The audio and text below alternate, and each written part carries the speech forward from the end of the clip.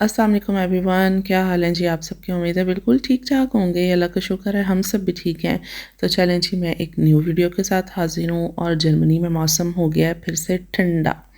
ठीक है, उस ठंडे मौसम के मुताबिक आज फिर हस्बैंड ने सारी फरमाइश कर दी अपनी कि भई कोई फ्राइंग ऐसी चीज़ें नहीं बनेंगी, पकौड़े, कोई समोसे या कोई आलू चने, बिल्कुल कुछ भी नहीं ऐसा इफ्तारी में बनेगा।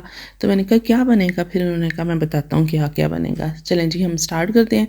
सबसे पहले मैं यहाँ पर बना रही थी जी चटखारा चिकन कबाब और इसके लिए मैंने चिकन का कीमा लिया और उसके अंदर मैंने लहसुन डाला, क्रश किया हुआ, चॉप किया हुआ, जो भी ग्राइंड किया हुआ, ठीक है। उसके बाद मैंने ऑनियन डाला, इसमें 2 प्याज लिए थे, ठीक है। उसको मैंने पानी शानी निकाल लिया था और नमक डाल के इन तीनों चीज़ों को पहले मैंने अच्छी तरह से कर लिया मिक्स। उसके बाद फिर मैंने ये सारे वाले स्पाइसेस जो आपको दिखाए हैं ये डाले। जो इसमें साबुत धनिया उसको मैंने हाथ में ही थोड़ा सा क्रश कर लिया था और बाकी चिली फ्लेक्स थे, रेड चिली पाउडर, गरम मसाला, थोड़ा सा धनिया और ज़ीरा जो क्रश होता है ड्राई रोस्ट वाला वो डाला बस। और यहाँ पे देखिए मैंने साथ में रख दिया था पास्ता, उसको मैंने मतलब करके मिक्स मसाला सारा एक साइड पे कर दिया।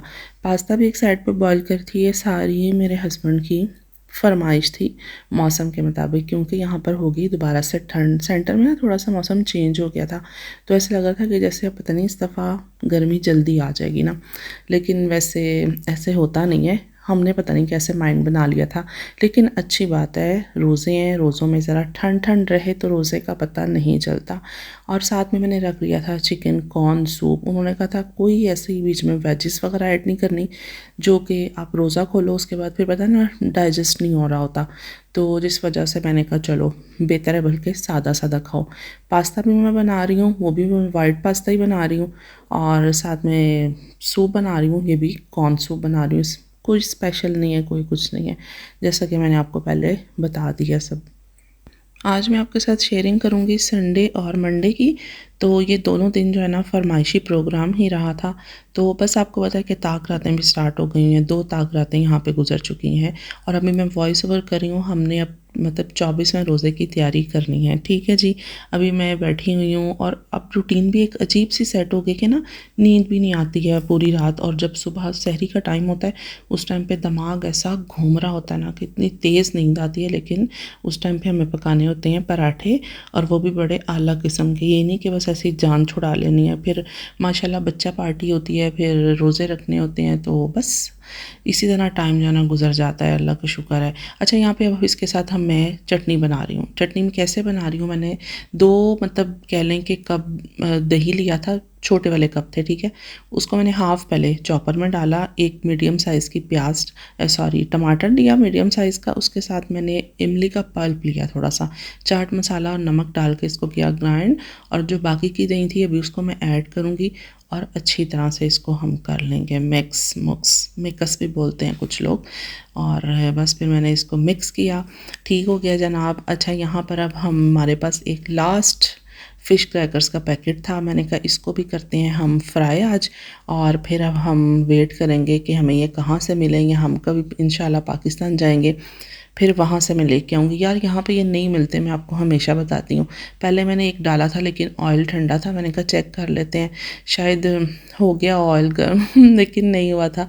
फिर मैंने बाद में बाकी के डाल के और मज़ेदार से, जब ये ख़त्म हो रहे थे ना मेरे दिल को भी कुछ कुछ हो रहा था, क्योंकि आपको पता है भाई सूप का मज़ा क्रैकर्स के साथ ही आता है, ऐसे नहीं आता। आ जाते हैं जी अब हम इसको कबाब बनाने की तरफ। और इसकी शेप पहले मैंने ली थी, शेप की बनाने की कोशिश की थी थोड़ी बड़ी।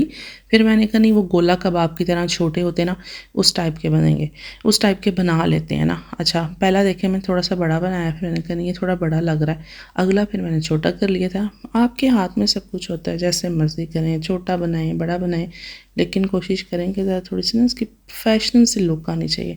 तो बस फिर इस तरह हमने, और मैंने इसमें एक टमाटर भी डाला था और मैंने इसमें जो बाद में आपको मैदा टाइप नज़र आ रहा था वो आटा था, जो नॉर्मल घर में रोटी बनाने वाला आटा होता है, ठीक है, वो डाला था बाइंडिंग के लिए। अभी आप देखिएगा जब ये होंगे ना फ्राई, तो मैं कहती हूँ क्या ही बात है भाई, कमाल हो जानी है। ये देखें सारे कबाब मैंने बनाए, और चिकन और दूसरा बीफ या मटन जो भी कीमा होता है ना, इसमें थोड़ा फ़र्क ये होता है, ये थोड़ा सा ना मतलब ऐसे जूसी जूसी होता है और इसमें मॉइस्चराइज़र ज़्यादा होता है। तो जो दूसरा होता है वो इस तरह नहीं होता। इसको आप चिकन वाले को जब लें तो आप बस फिर अपने हाथ थोड़े से ऑयली या गीले करके बनाएं कबाब, और प्लेट में है तो प्लेट से उठा के डालें, तो बस मैं कहती हूँ चिपकेंगे नहीं ना मतलब। अच्छा ये देखें, अभी ये कबाब हो रहे हैं फ्राई।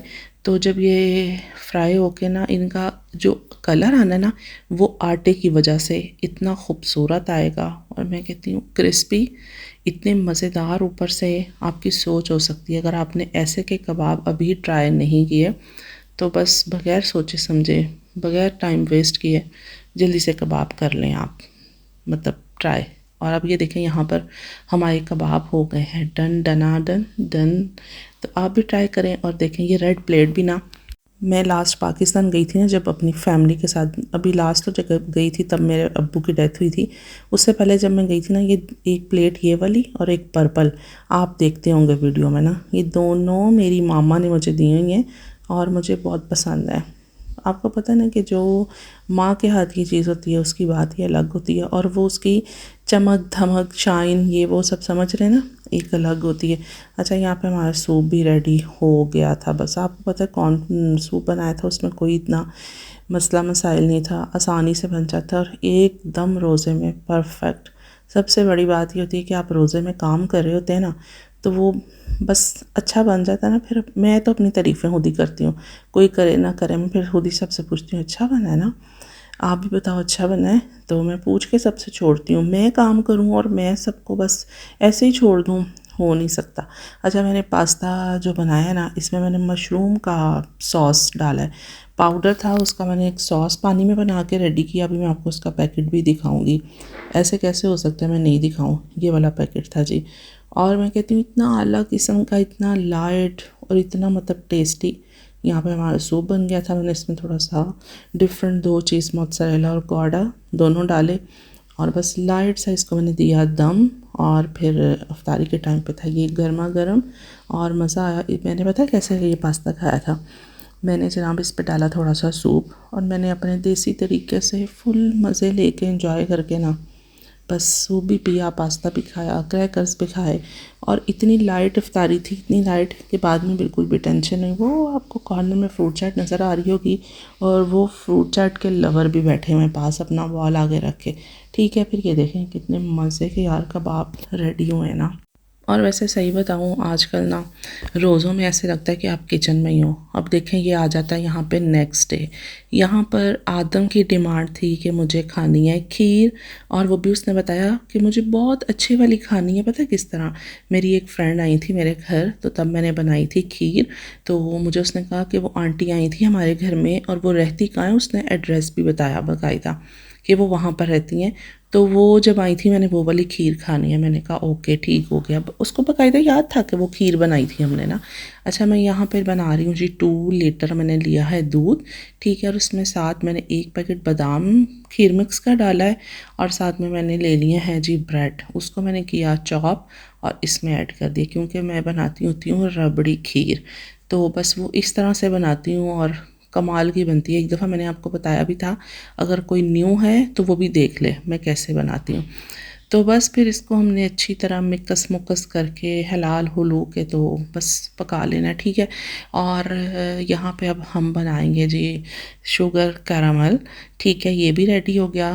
5-6 चम्मच मैंने टेबल स्पून के जितना ले लिया था, ले ली थी शुगर, ठीक है। उसको मैंने पहले लाइट बिल्कुल हल्के चूल्हे पे रखा, जब वो मेल्ट होना स्टार्ट हुई फिर मैंने उसको हिलाया और ये वाला कलर आया तो मैंने इसमें कर दिया ऐड। ये देखें अभी इतनी क्विक ये वाली खीर बन जाती है, रबड़ी खीर जो होती है। और आप लोग एक बार बनाएंगे ना तो फिर मेरे चैनल को सब्सक्राइब भी कीजिएगा, आपको अच्छी लगेगी ना, ट्राई कीजिएगा ज़रूर। तो बस फिर इसके ऊपर मैंने डाला, थोड़ा इसको वेट किया, ठंडा किया, और सिर्फ मैंने गार्निशिंग के लिए इसके ऊपर आलमंड यूज़ किए थे और कुछ भी नहीं। बहुत ही मज़े वाली बनी। आज भी मैंने ना अफ्तारी में खाई है। ये थी मंडे की, मंडे को मतलब मैंने बनाई थी, तो ये ट्यूसडे आज तो अभी भी आपको पता है कैसे ख़त्म हो सकती है सारी। तो मैंने इसको आज भी खाया था इफ्तारी के बाद, बहुत मज़ा आया था।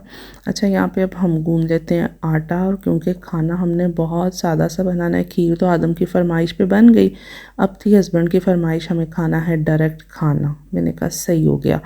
और ये मशीन इतना अच्छा आटा गूंदती है, मेरी कमाल हो जाती है, ज़बरदस्त। मतलब कुछ बड़ी भी है और आटा भी जल्दी जल्दी से खुला डुला सा इसमें गूंदा जाता है। ठीक है, यहाँ पे मैं बना रही थी जनाब मटन कढ़ाई, और वो इस स्टाइल से। ठीक है, मैंने प्याज टमाटर और ग्रीन चिली इसको पहले पानी में कर लिया थोड़ा सा सॉफ्ट। इसके बाद मैं इसको कर लूँगी चॉप, ग्राइंड, कुछ भी जैसे आप करते हैं। एक पेस्ट बना लिया था मैंने इसका, ये देखें। बस फिर इस तरह मैंने ऑयल में इसको पहले भून शून लिया अच्छी तरह। उसके बाद ये देखें मटन हमारा यहाँ पे हो चुका था बॉयल। मटन को मैंने सेपरेट बॉयल कर लिया था। इजी ना कुकिंग, इस तरह जल्दी भी हो जाती है। अच्छा, यहाँ पे ये देखें, जैसे मैंने आपको पहले भी बताया कि ना रमज़ान में अब सही वाली थकावट हो चुकी है। खाने बना बना के माशाल्लाह, अफ्तारियाँ सहरियाँ ये वो कर कर के ना अब मुझे इतनी शदीद थकावट हो गई है। हर रोज़ मुझे ऐसा लगता है मैं बहुत थकी हुई हूँ, बस मेरे दिमाग में यही चल रहा होता है। अच्छा, फिर यहाँ पे मैंने बस सारे मसाले डाले। पैकेट वाला मसाला मैंने बिल्कुल भी यूज़ नहीं किया, घर के मसालों से मैंने सिंपल मटन कढ़ाई बनाई है, और ये भी अपने हस्बैंड की फरमाइश पे। एंड पे मुझे याद आया कि और मैंने रेड मिर्च तो डाली नहीं, फिर उसके बाद भी याद आया कि मैंने नमक तो डाला नहीं, क्योंकि आपको पता है कि रह रह के चीज़ें याद आती हैं। अच्छा, फिर मैंने इसमें सॉल्ट भी ऐड कर लिया था, और जिंजर गार्लिक पाउडर भी ऐड किया था उसमें। तो मैंने वो सारा फ्राई करके, बॉयल करके, ग्राइंड करके सब डाला ना। तो बस फिर ये हमारी ज़बरदस्त ही एंड पे मैंने इसको थोड़ा सा रखा था कि जब इफ्तारी के टाइम पे बिल्कुल मतलब करीब करीब इसको दोबारा से गर्म करूँगी। और फिर इसके अंदर मैंने धनिया, ग्रीन चिलीज़ और साथ में थोड़ा सा अदरक स्टिक्स में कटा हुआ इस तरह मैंने डाल दिया बस। और ये मज़ेदार सी हमारी कढ़ाई हो गई है रेडी। अभी हम बनाएंगे जनाब तंदूर में रोटियां। बनाने तो मुझे नान थे कढ़ाई के साथ, लेकिन मैदा घर में नहीं था, बाय चांस ख़त्म हो गया, और सब कुछ बंद था मंडे को यहाँ पर। तो इस वजह से फिर तंदूर की रोटियां सादी हल्की फुल्की, बहुत मज़ा आया था इसके साथ। अच्छा जी, वीडियो को एंड करते हैं। अपना ख्याल रखिएगा। अल्लाह हाफ़िज़।